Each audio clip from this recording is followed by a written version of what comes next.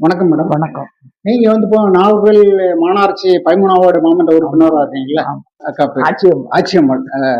இப்போ வந்து நீங்க வந்து இப்போ உங்களுக்கு 13வது வார்டு நாகர்கோவில் மாமன்ற 13வது வார்டுல இப்போ உங்க வார்டுல வந்து இப்போ என்னென்ன செஞ்சுட்டு இருக்கீங்க உங்களோட முயற்சியில? நேத்துல ஒரு 25% வேலை முடிஞ்சிருக்கு. முடிஞ்சிருக்கு. நம்ம லைட் போட்டு லைட் போடுறது, தெரு கான்கிரீட் போடுறது. அது வேலையும் நடந்துட்டு ஆமா. இருக்கு. இன்னும் முடியாம இருக்கிற வேலைகள் இன்னும் 20% இருக்கு. ஒரு வருஷம் இருக்குதா அதெல்லாம் முடிச்சு. மத்தபடி நம்ம எம்எல்ஏ பிஜேபி எம்எல்ஏ அண்ணாச்சி எம்ஆர் காந்தியுடைய ஃபண்ட்ல அங்க என்னென்ன கட்டடம் அங்கவாடி, அங்கன்வாடி. ஸ்கூலு, சமுதாய மடம், நூலகம் ம். 3 செஞ்சிருக்கு. அது அவங்களுடைய எம்ஆர் காந்தி ஃபண்டுல ஃபண்ட்லயே நிறைய பல லட்சங்கள் 27 லட்சம். ஆமா, 27 லட்சம் ஒதுக்கீடு. மற்றபடி இன்னும் வேற என்ன நீங்க புதுசா ஏதாவது கொண்டு வரணும்னு நினைச்சிருக்கீங்க 13வது வார்டுல? புதுசா ஏதாவது கொண்டு வரணும் இந்த வார்டுல மக்கள் கேட்கறாங்க அப்படின்ட்டு. தண்ணி பிரச்சனை இருக்கு இங்க. இது மேடும் பள்ளம்.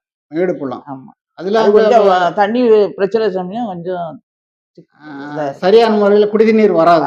அதுக்கு நீங்க அதிகாரிகிட்ட முறையீடு பண்ணிருக்கீங்களா? ஆமா, பண்ணிருக்கீங்க. அது வேலையில் நடந்துட்டு இருக்கு. அடுத்து நீங்க வந்து இப்ப தேர்தல் வருது.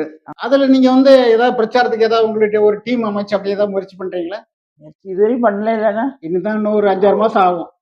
பண்ணல. டைம் இருக்கு. அதுக்குள்ள முயற்சிகள் நடக்கும். அப்போ அதுவும் நீங்க செய்யணும். அப்பதானே உங்க வார்டுல இருந்து பிஜேபிக்கு ஓட்டு மக்கள் பொண்ணு எண்ணம் வைப்பாங்க. அதுக்கப்புறம் உங்களை வந்து ஏதாவது கான்டாக்ட் பண்ணணும், இந்த பிரச்சனை இருக்கு அக்காவை பார்க்கணும் அப்படின்னா எங்க வருவாங்க?